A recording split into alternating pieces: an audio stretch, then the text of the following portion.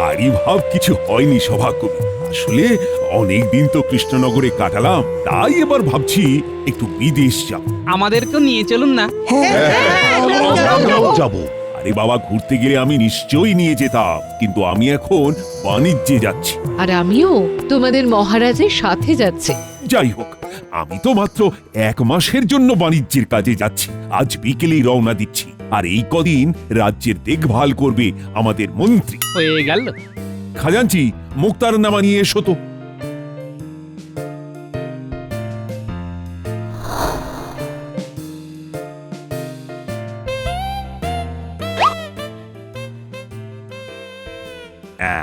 এই কাগজ হলো ক্ষমতা প্রদানপত্র, অর্থাৎ মুক্তারনামা। মন্ত্রী আমার অনুপস্থিতিতে রাজ্য সামলাবে। এই নাও মন্ত্রী। ধন্যবাদ মহারাজ, আশা করি আমি আপনার মুখ রাখতে পারবো।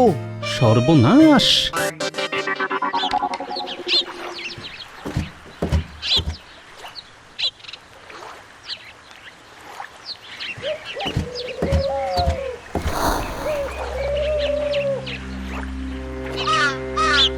উফ, কষ্টে আমার বুকের ভিতরটা ফেটে যাচ্ছে। মহারাজ রানীমা চলে গেলেন, তোমরা চলে যাও। যাও, কালকে রাজসভায় দেখা হবে। আর হ্যাঁ, আমি মহারাজের মতো রাজসভায় বসবো না। আমি নিজের বাড়ি থেকেই রাজসভা নিজের মতন চালিয়ে নেব। কাউকে দরকার হলে ডেকে নেব। আচ্ছা, আমরা আমাদের বেতন পাবো তো? না, এই 1 মাস আমি কোনো বাজে খরচ করতে চাই না। তোমরা সবাই অকাজে। এটা কিন্তু খুব খারাপ হচ্ছে মন্ত্রী মশাই। বেতন না পেলে আমাদের সংসার চলবে কি করে? সব তোমাদের ব্যাপার। যাও যাও যাও, নিজের নিজের বাড়ি যাও। যাও। এবার তো গাছতলায় বসে ভাগ্য গণনা করতে হবে। আমার তো এবার বাড়ি বাড়ি পুজো করতে যেতে হবে। মা, আমি কি করি? হ্যাঁ, 1 মাস এখন কেঁদে কেঁদেই মরি।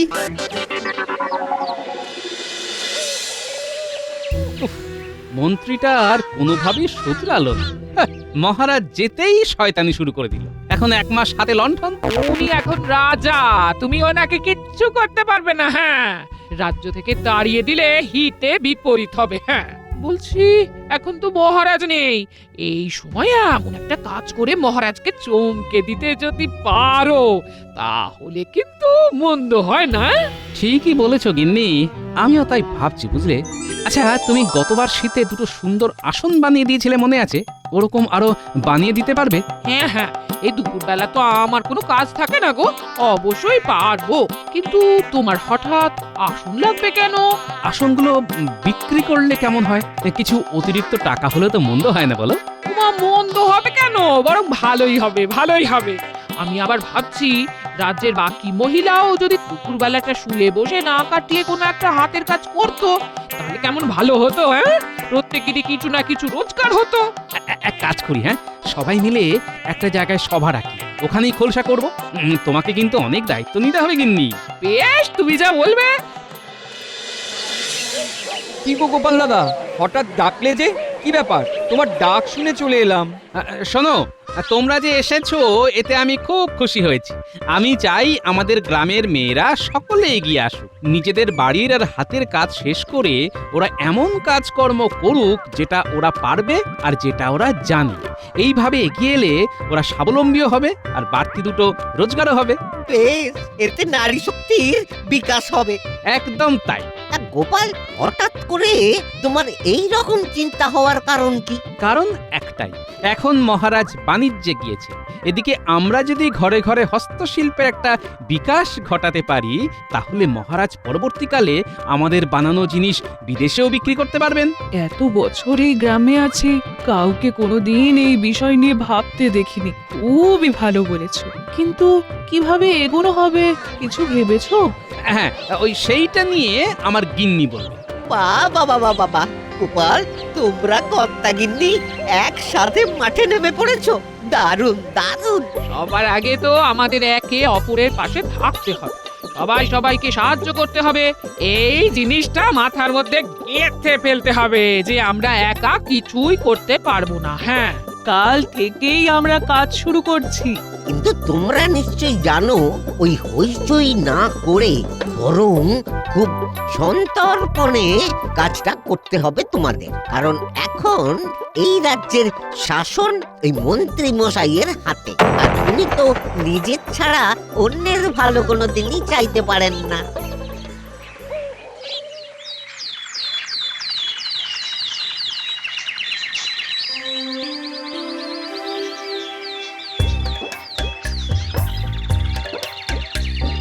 কিরে সন্ধ্যা, হাঁ করে দাঁড়িয়ে কি দেখছিস? হাত লাগা। আমি তো ঝুড়ি বুনতে পারি না। ঝুড়ি বুনতে না পারিস, বেতটা তো এগিয়ে দিতে পারবি। পারবি না? গোপাল দাদার বউ কিন্তু বারবার বলেছে পাশে থাকতে। কাজ করতে পারো বা নাই পারো। হয়ে গেলে আমরা মালা গাঁথবো। সন্ধ্যা রে, তুই আমায় সুতো কেটে দিবি? বল বল। দেখো প্রহরী, মহারাজ নেই, এখন সব দায়িত্ব আমার, তাই আমি যেভাবে বলবো সেভাবে রাজ্য চলবে। কেমন? তা আমাদের রাজ্যে খাজনা তো ভালোই ওঠে। এটা তো ওঠেই। তোমার দায়িত্বেই তো খাজনা আদায়ের ব্যাপারটা থাকে নাকি? এবারের কি খবর? এবারে খাজনা গতবারের চেয়ে অনেক বেশি উঠেছে, প্রায় 3 গুণ বেশি। বলো কি 3 গুণ? আর সবচেয়ে গুরুত্বপূর্ণ খবর হচ্ছে অপরাধের হার কমেছে 3 গুণ। মহারাজ বেশ ভালো শাসন করেছেন। সাংঘাতিক ব্যাপার, কিন্তু সবকিছু এত ভালো হচ্ছে কেন? তাহলে তো কেউ আমার কাছে বিচার চাইতে আসবে না। এই বটা ঘটাকে এক্ষুনি খবর দাও, যাও। আমাদের খুঁজতে হবে না, আমরা চলে এসেছি।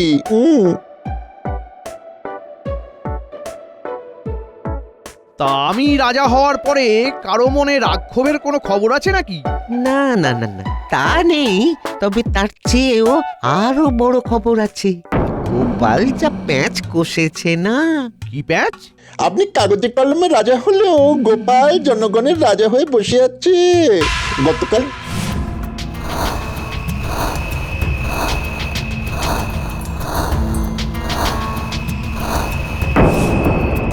না না না না, এভাবে বেশি বার বাড়তে দিলে চলবে না। গোপাল, গোপালের বউ আর বাকি রাজ্যবাসীদের প্রত্যেকটা কাজের ওপর তোদের নজর রাখতে হবে, বুঝলি? তা তো রাখবই। এখন আপনি রাজা, শুধু আমাদের ওই বকশিসটা এবার হাত খুলে দেবেন লক্ষ্মীটি। ঠিক আছে, আরে সেসব নিয়ে তোদের আর ভাবতে হবে না। যা যা, এক্ষুনি কাজে লেগে পড়, যা।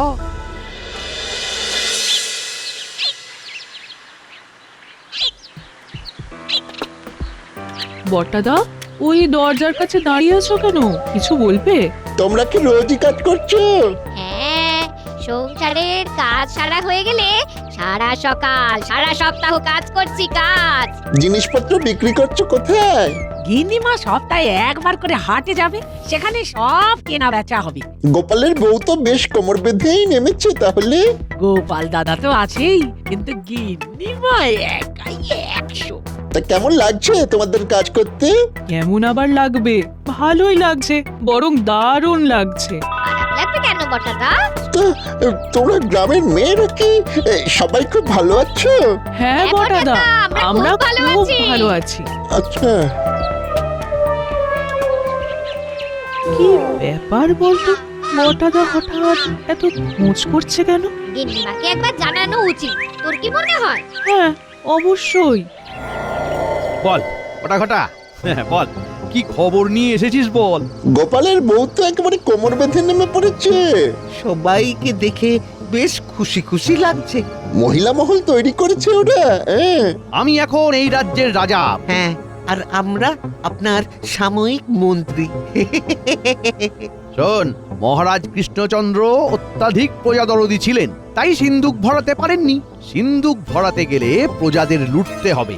এটা একদম হক কথা বলেছেন। প্রজা খুশি থাকলে রাজা খুশি থাকবে কি করে? সমর্পণ করে জীবনের কোনো মূল্যই নেই। তাই আপনাকে এমন একটা বুদ্ধি ভাবতে হবে যাতে এই 1 মাসের মধ্যে আপনি অগাধ সম্পত্তি করতে পারবেন। প্রচুর পয়সা কামিয়ে চিরকালের জন্য বিদেশ চলে যাবেন। এই তো একটা মনের মতো কথা বলেছিস এতক্ষণে।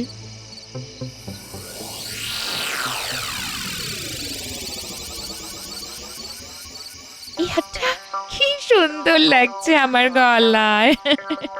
সারাদিন শুধু বসে বসে গয়না গুছিয়ে গেলে হবে, তোমাকেও কিছু কিছু দায়িত্ব নিতে হবে। আমি আবার কি করব গো? তুমি কি জানো যে গ্রামের মহিলারা সংসার স্বামী সব ছেড়ে মহিলা সমিতি করছে? এটা কি ঠিক হচ্ছে? একেবারেই হচ্ছে না। স্বামী সেবায় তাদের প্রকৃত ধর্ম হওয়া উচিত। তুমি একটা কিছু ব্যবস্থা করো, আরে করতেই হবে। মহিলাদের কোনোভাবে ব্যস্ত রাখো, বুঝলে? অনেক দিন ধরে ওই সূক্ষ্ম বাসনাটা এবার বলেই ফেলি। বলছি, আমার তো খুব সাজতে ভালো লাগে, তাই ভালো বুদ্ধি।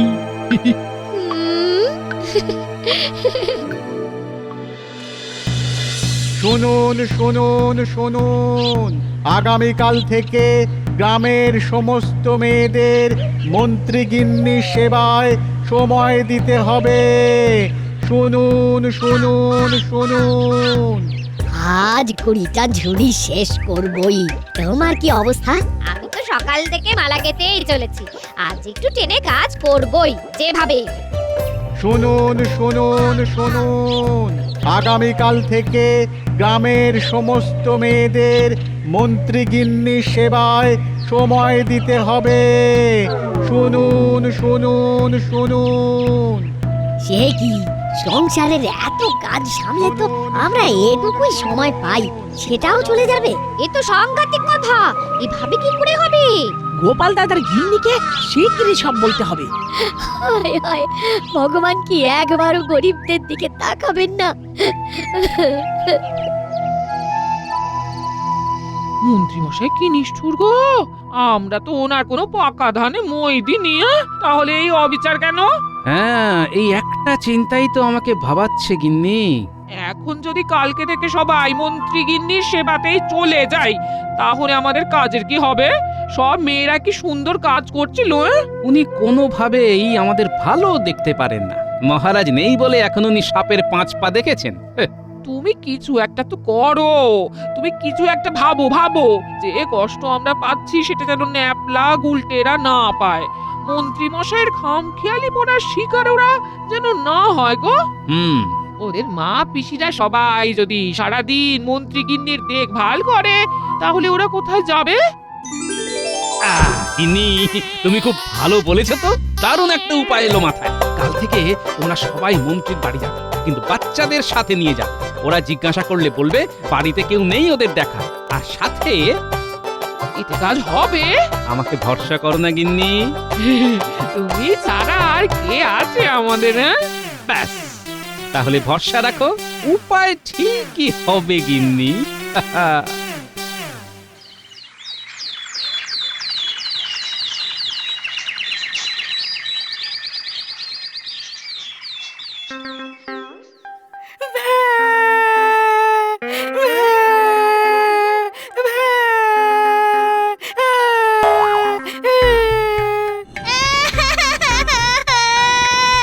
আমাদের খিদে পেয়েছে, খেতে দাও।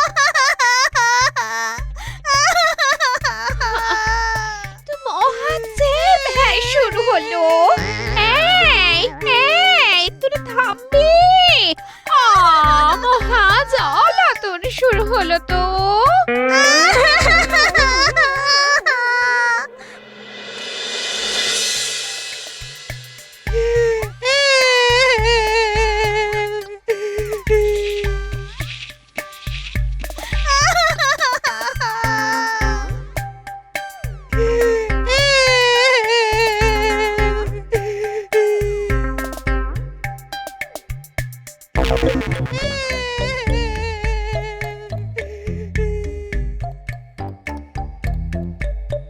আরে তোমাকে উপায় বার করতে বলেছিলাম, তুমি তো চাঁদের হাট বসিয়ে দিলে। হ্যাঁ, একটা কাজও কি তোমাদের দিয়ে হবে না নাকি? তোমার কথা মতো কাজ করেছি, আর আমি কি করব? দূর করো সবাইকে। আমি অন্য উপায়ে এদের জব্দ করব। আর আমাকেই মাঠে নামতে হবে। হ্যাঁ,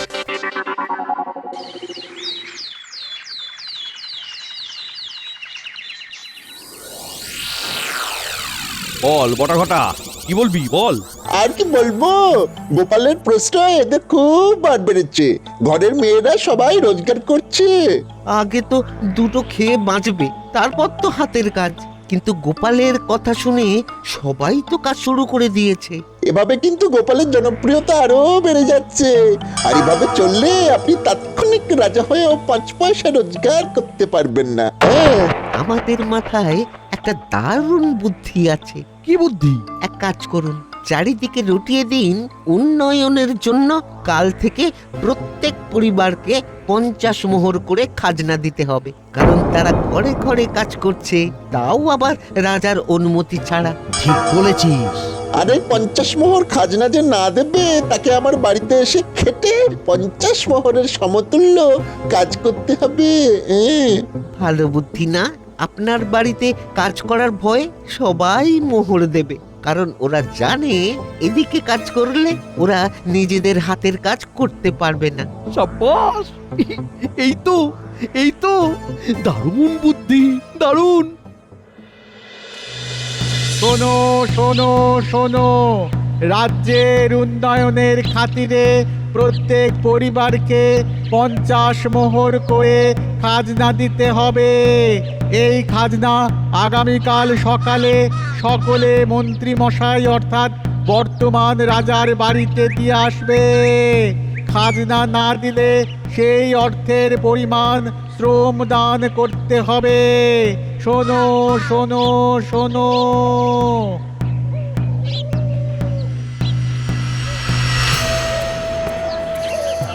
অনেক কষ্টে তো মেয়েগুলো ঘুরে দাঁড়াচ্ছিল, এর মধ্যে আবার নতুন ঝামেলা। গোপাল গোপাল, তোমরা এটা মেনে নিও না।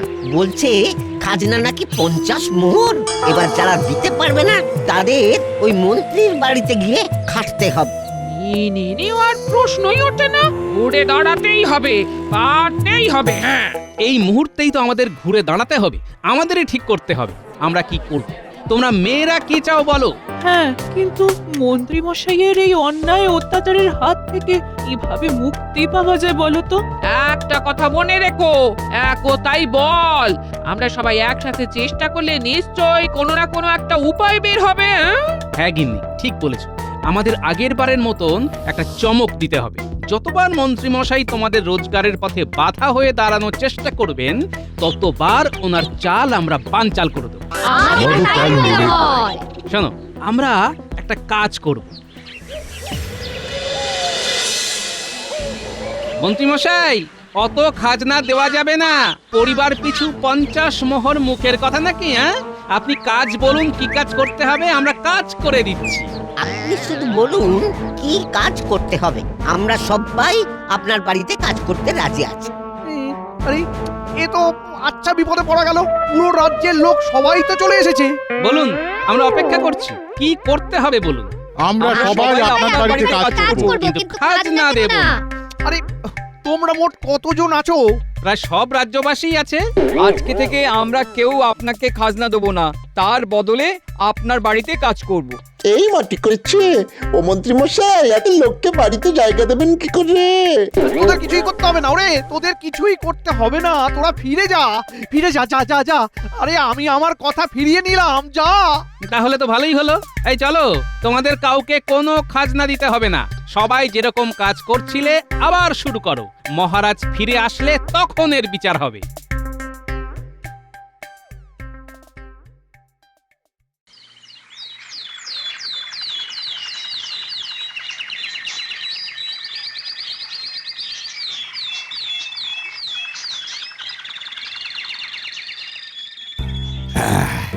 সত্যি বেশ ভালোই বাণিজ্য হলো। অনেক দেশের রাজাদের সাথেও কথা হলো। আমাদের দেশের আনাজ শস্য এবার বিদেশে রপ্তানি হবে। তা তোমরা সবাই কেমন আছো বলো? আমার অবর্তমানে মন্ত্রী কেমন রাজত্ব চালিয়েছে? খুব খারাপ মহারাজ। আপনি চলে যাওয়ার পরের দিন তো ওই আমাদের রাজসভায় আসা বন্ধ করে দেন। 1 মাস বাড়ি বসে কাটালাম। এই সব মিথ্যে কথা। সবাই সত্যি কথাই বলছি। আপনি একজন ঠক। মহারাজ, আপনি আর যাই করুন, মন্ত্রীর হাতে রাজ্যভার দেবেন না। আপনি চলে যাওয়ার পরে তো আমাদের রাজসভার কাজটা চলে যায়। তাই আমি নতুন বুদ্ধি বের করি, গ্রামের মেয়েদের দিয়ে হাতের কাজ করানো শুরু করি। তারা বেশ খেটে রোজগার করছিল, কিন্তু তাতেও ওনার কুদৃষ্টি পড়েছিল। একদম বাজে কথা বলবে না। আমি তো রাজ্যের মঙ্গলের জন্যই 50 মোহর করে চেয়েছিলাম। রাজ্যের না নিজের মঙ্গল সেসব ভালোই জানা আছে মন্ত্রী মশাই। আরে ঠিক আছে ঝগড়া থামাও। শোনো গোপাল, তুমি বলছিলে না রাজ্যের মহিলারা হাতের কাজ করা শুরু করেছে, ওটা কিন্তু চালিয়ে যেতে হবে। এরপরে শস্যের সাথে বিদেশে আমরা আমাদের হস্তশিল্প পাঠাবো। দারুণ দারুণ প্রস্তাব মহারাজ, দারুণ প্রস্তাব। এভাবেই নারী শক্তির বিকাশ হবে। ধুস, এবারেও গোপাল বাজি মেরে দিল। আমি তো কিছুই করতে পারলাম না।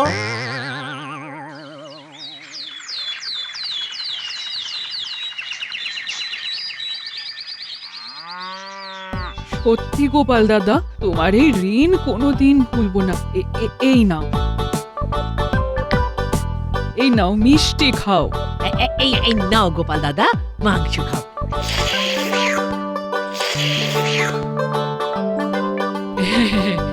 এই নাও পায়েস খাও।